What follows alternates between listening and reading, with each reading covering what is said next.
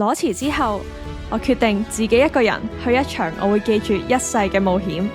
今次咧係自己一個去一個冇網絡、真係與世隔絕嘅地方，仲要露營咁多日，我好暈。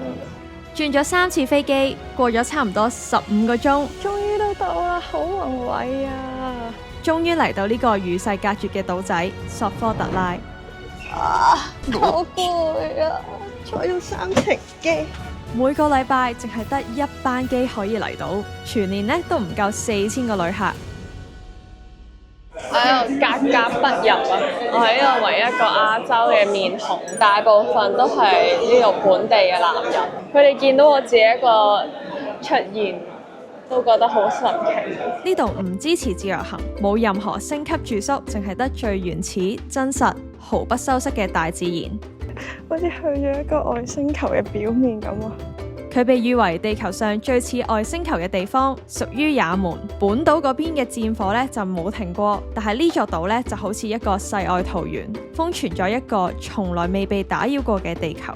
到達酒店，到咗呢度嘅第一晚，我就住咗呢個旅程入面最豪華嘅住宿啦。相比起5星級酒店，當然咧呢度間房就簡陋咗少少，啲光又唔係好勁，水壓就忽冷忽熱。我覺得已經比我想象中好舒服我嘅冷氣。先大家當然唔好 expect 呢度係咩5星級酒店，Socotra Island 係冇星級酒店嘅，基本上都係呢啲民宿啦。但係已經係呢個島最好嘅設施啦。City 入面唯一一間餐廳係一間冇掛招牌嘅屋仔，好 local 啊！呢度超級地道嘅體驗。裏面咧就係有幾張膠台同埋幾張膠凳，大家咧都係就咁坐喺路邊沙塵滾滾咁樣食飯。This is mine， 大過半個身啊 ！Cheers！ 休息咗1晚之後咧，即刻就入戲肉啦。今晚瞓邊咧就係呢個位啦，自己紮帳幕瞓覺。呢度就係佢哋起咗個帳幕，對正呢個無敵海景，超級辣。我哋嘅廚師，Is this for this one？ 係。啊，有一個咁樣嘅波。Good? Very good. Apple. Thank you. 係咩椰子糖？好舒服啊！就咁望住呢個景，已經覺得今次呢個 trip 係真正嘅親大自然，每一刻都可以喺一個荒島上面。你冇見到我後面有個沙丘？呢度就係俾海風吹風化完嘅沙丘，勁高啊！呢度 Leslie 幫我揾咗個靚位，對正呢個大海。我今晚嘅5星級的家。為咗咧可以瞓得舒舒服服咧，我自己帶咗個出 cheat 嘢，我帶咗一個可以自動充氣嘅氣墊，等我可以瞓得舒舒服服，好似瞓喺屋企咁樣。大家睇下，佢係自動充氣嘅。見證奇蹟嘅時刻，我係第一個自己帶床褥嚟嘅。Good， 我個床褥啊，其實佢哋都會 prepare 嘅，佢哋嗰啲都好舒服嘅。不過我自己咁啱屋企有呢個未用過嘅充氣氣墊，終於可以俾我試下。呢度就係我今日嘅屋企啦，一眼睇晒。但係最勁嘅咧係呢個海景。而家個問題就係咧，我開唔到結。呢個就係買前揭式嘅好處啦。你睇我 hand carry 嗰個 loader 就可以就咁開。歡迎各大行李品牌揾我賣廣告。我真係好中意前揭式嘅結，成身汗啊！抹個身先得。攞翻重要嘅嘢出嚟先，我嘅睡袋、抹身濕紙巾、我個枕頭，成身汗。呢個睡袋好似係好耐之前喺 Decathlon 買嘅，Decathlon 即係迪卡龍啦，總之係非常之舒服嘅，舒服。好，抹個身先。其實出面仲涼過入面。我係一個無論幾攰啦，我都一定會每一日都洗頭沖涼嘅人。同埋我想講，我住嚟嘅好辛苦，好 hardcore。哇！我好似成個野人咁啊！立貼枝。希望今晚係凍嘅，如果唔係真係好辛苦。不過其實依家都已經唔係好熱啦，太陽落咗山之後咧，其實就舒服好多。着翻件睡衣，舒服咗好多。今日嘅沖涼完畢。咁點解咁辛苦我都仲要嚟呢？好 hardcore 啊！冇電、冇信號、冇冷氣。哇！估唔到呢度竟然有坐廁。嗱，你唔好睇佢好似幾簡陋啊，佢一樣嘢勁咧，就係唔臭嘅喎。好似連時間咧都變得模糊。頭先太眼瞓，喺一個烈日當空嘅時候啊，瞓着咗。但係我見到今晚嘅晚餐，即刻彈起身要影俾大家睇。今晚嘅晚餐啊，係食龍蝦啊，螺啊，呢度有。就影一影俾大家睇，我哋嘅廚師準備今日嘅晚餐。佢頭先直接將個魚頭掉翻落個海度。廚房咧就係用幾塊石頭圍起嘅爐火，食啲咩咧就睇嗰日捉到啲咩啦。我哋嘅大廚我而家闖入咗佢嘅廚房，要俾大家睇下我哋今晚嘅龍蝦會喺邊度煮。哦！辛苦有一日，終於可以翻到嚟食晚餐啦！自己食一隻龍蝦啊，幾癲！哇，有成個手臂咁長，勁重。其實原味已經好好食啦，但係咧，我去旅行，尤其是去一啲比較偏遠嘅地方，一定會自己帶便利調味料。好好味啊！對於我嚟講咧，旅行就好似係世界係一幅大嘅 puzzle，每去到一笪地方咧，咁就好似攞咗一塊，而 Socotra 咧就係好似一塊限量版嘅 puzzle 咁樣，好似個野人咁啊！但係好開心啊！ Socotra 咧就好似一個濃縮版嘅原始地球，喺呢座面積淨係得3個香港咁大嘅島仔，你可以同時見到沙漠、海洋、森林、洞穴、峽谷、潟湖，靚到咧有啲超現實。每日瞓醒咧，我都喺一個全新嘅風景入面打開隻眼。經過咗個零鐘車程，再加行咗好多崎嶇嘅路，終於嚟到呢個空橋自然保護區，我要好小心咁行，因為全部都係咧崎嶇嘅石啦，一撲親就 GG。哇！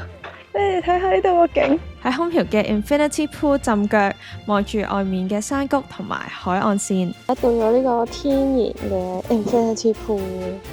我冇帶泳衣，所以我唔游水，但好舒服。我就咁坐喺度望住個景，好似去咗一個秘境咁。就咁坐喺度望住個海，都已經覺得好 relax。你是哪裡人啊？我是也門。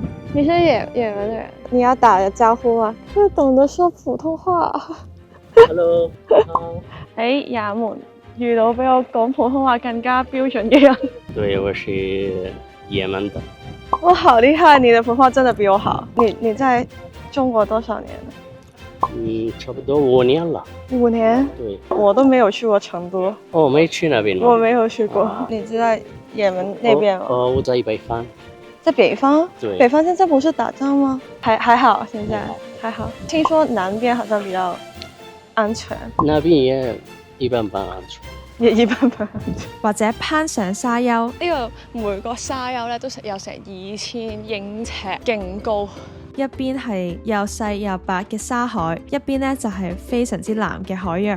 隔離就係海啦！踩喺啲勁幼勁滑嘅沙上面咧，你好似俾大自然 absorb 咗咁樣嘅，好似咩煩啊我都唔記得晒啦。臨近海咧，佢哋都有好多呢啲沙丘，其實咧已經唔可以呢個高度已經唔可以叫佢做沙丘啦，係沙山啊！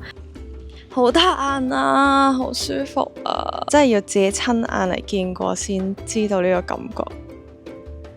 然後又去到峽谷，而家要行落呢個 Kalisha Canyon， 係咧就係有兩邊懸崖峭壁啦，中間咧就有條溪流。我而家分唔到心同大家講嘢，因為側根就係懸崖好壓底。睇住呢個被風吹、水蝕、時間刻畫出嚟嘅地貌。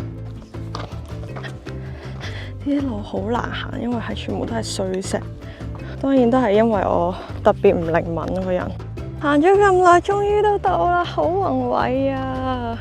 爬咗上嚟睇呢度嘅湖水勁清啊！我坐喺呢個石度咧，好似月球表面咁，好光滑。呢度可以落嚟游水添啊，但冇帶泳衣。啲水好清啊，好舒服啊，涼浸浸。呢個 canyon 真係好靚。Socotra 真係每一個角落咧都勁似一個異星球啊！全部地方每一個角落咧都好似同地球上其他地方好唔同咁樣。同埋咧呢個 canyon 其實都幾深嘅，中間嗰啲位，所以有啲人咧都會喺度跳水。哇！終於喺嗰個 canyon 度爬翻上嚟啦！我熱到就係中暑啊！救命！而家咧，我哋就停咗喺呢個中轉站，呢個有一個類似廢棄車廂咁嘅嘢，鋪咗張氈喺度等食午餐。佢哋唔知喺邊度變咗個 mixed fruit juice 俾我，終於係凍嘅，好感動啊！我先熱到真係暈低，好熱啊！呢度真係咧係你要當你去咗沙漠咁樣，又熱啦又乾啦，尤其是喺中午嘅時間係暴曬。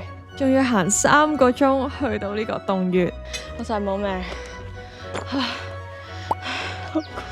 根本上咧就係要喺呢啲未鋪石嘅泥路上面攀爬。你見到我塊面紅到咁就知道真係好熱，行極都未到。Message how long is the walk? 10 minutes or 20 minutes. You said 20 minutes. I let you visit the cave. 因為佢頭先我話20分鐘，因為佢驚我會臨陣退縮會走佬。而家又話仲有20分鐘。This the cave? No. 就嚟到啦，就係呢個窿啊！ Oh my god！ 睇下我哋由嗰個海邊爬到上嚟，幾經辛苦，終於都到咗個石灰岩洞口，真係好攰啊！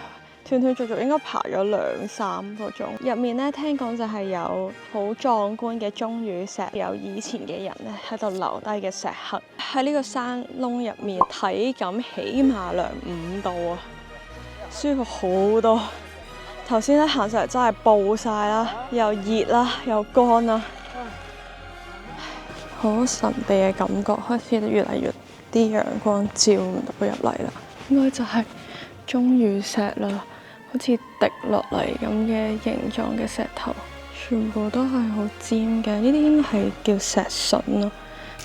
嚟到 Socotra 咧，你唔會覺得自己係個旅客咯。你覺得自己係一個探險家咧，佢哋係好受保護，好似我之前咁講話，其實呢度每一年得4000個遊客，全部呢啲所謂嘅景點咧都保存咗一個係最原始嘅面貌咯。Is it good? Yeah. 好震撼啊！因為我哋個人喺呢個窿入面係極細咯。佢哋話咧，呢個咧好似一隻狗嘅形狀，係啲水滴落嚟，形成咗一個咁樣嘅紋路啊！唔知你哋睇唔睇到好誇張嘅勁大咯？以前啲人咧就係喺呢個山窿入面生活㗎啦。我明白點解佢哋要喺度生活，因為呢度真係涼好多，好似開咗冷氣咁。離開嘅時候，經過一棵棵開住紅花嘅沙漠玫瑰。你哋睇下呢度邊一忽似地球啊！你哋會見到好多呢個奇形怪狀嘅樹，就係沙漠玫瑰，亦都係 Socotra 咧獨有嘅品種嚟嘅。啲人咧又叫佢做瓶子樹。究竟點解佢下面個樹幹會咁肥咧？其實同仙人掌嘅原理係差唔多，就係佢將個樹幹演化到好粗，就儲起咗啲水，為咗減少呢個水分流失咧，係差唔多已經冇樹葉咁滯啦，跟住就淨係開呢啲好靚嘅花，好似一個自帶花樽咁樣咯。係呢度最堅毅嘅一朵花，同我哋喺花店買到嘅玫瑰唔同。啲沙漠玫瑰咧係好勁啊！你見到佢哋咧，只要有少少空隙都生長得到，同埋咧係有幾百個唔同嘅形態啦。有啲可能個樹幹係肥嘟嘟啦，有啲係好高幼啦，仲要喺啲咁極端嘅環境，成地都係淨係石，佢都可以開到花。以後人哋問我最中意咩花，我就好扮嘢咁講話，沙漠玫瑰係我最中意嘅花。有一晚，我哋坐喺營火旁邊，當地旅行社嘅老闆阿杜就同我講佢嘅夢想。Japan, it was my favorite country because I went to 73 countries. You went to 73 countries? That's more than like countries I have visited. People who are really forcing you to marry, have kids, and you must grow yourself. You must to have buildings, money, and all of these things. So it is really a very bad culture that you never know your real life. 佢話咧，也門本島嘅社會咧係非常之保守，而佢就好想自己仔女可以有勇氣行出嚟過不一樣嘅人生。頭先我同呢邊個 local tour guide 去傾偈嘅時候，佢都俾咗好多啟發我，即係佢都有話人生唔係錢咯，唔係權咯，呢啲嘢都唔重要咯，即係佢覺得最重要係你可以帶到俾呢個世界啲乜嘢嘢，同埋點樣先可以活得最似人啊！佢自己係比我去得更加多咯，佢已經去咗70幾個國家。佢好細個已經知道自己唔係想行平時一個也門男人嘅路，就係10幾歲就結婚，跟住盲婚啞嫁，跟住永遠都留喺也門嗰度，跟住就去打仗攞槍，就覺得係權力啦咁樣。即係佢好早已經知道自己唔係咁樣，所以佢先會投入呢個旅遊業啦，令到更加多人去識得Socotra 呢個地方係咁靚嘅。講真，呢段旅程一定唔可以話係舒服。Socotra 咧大部分都唔係路嚟嘅，隔離咧就係懸崖啦。每日都係過住接近野人咁嘅生活，喺烈日下紮營，好 hardcore 啊，好辛苦，食嘢徒步，好攰啊，攰到冇乜胃口食。呢個旅程咧係好真實嘅，又熱又乾又攰又冇信號。每一個景點咧都係用汗水換嚟嘅，每日行到腳都軟，曬到頭都暈。凌晨5點起身嚟睇呢個日出，但係咧就係呢種咁極端嘅環境，我先覺得自己真正咁活着。途中越辛苦咧，去到嘅時候就越覺得好抵。哇！好彩我嗰時冇放棄。點解我成日都鼓勵大家突破常規呢？因為我哋嘅記憶係好有限。我以前成日都覺得咧自己好似打機入面嗰啲 NPC。每日嘅生活就係返工、食飯、瞓覺，日復一日重複住一樣嘅動作，而時間就係喺我哋冇意識嘅情況下，慢慢咁流逝。只有當我哋跳出慣性，走向未知，先可以喺平淡嘅生命入面刻下一啲印記。我哋嘅人生先可以慢慢咁累積厚度。曾經咧，我係一個律師啦，生活好似一眼就可以望到盡頭。而喺 Socotra 令我明白，原來生活係可以混亂嘅、自由嘅、不被定義嘅，好似個野人咁啊！但係好開心啊！永遠都會記得呢一晚。我會永遠記住呢個我人生暫時去過最 hardcore 嘅旅行。記得 subscribe 我1連3集親臨其境，好癲啊！呢個景索科特拉篇持續更新中，好多啊！下一集我就會帶你行入呢座島最神秘嘅角落——龍血樹森林，哇，真係好似流血啊！去睇呢棵識得流血嘅樹。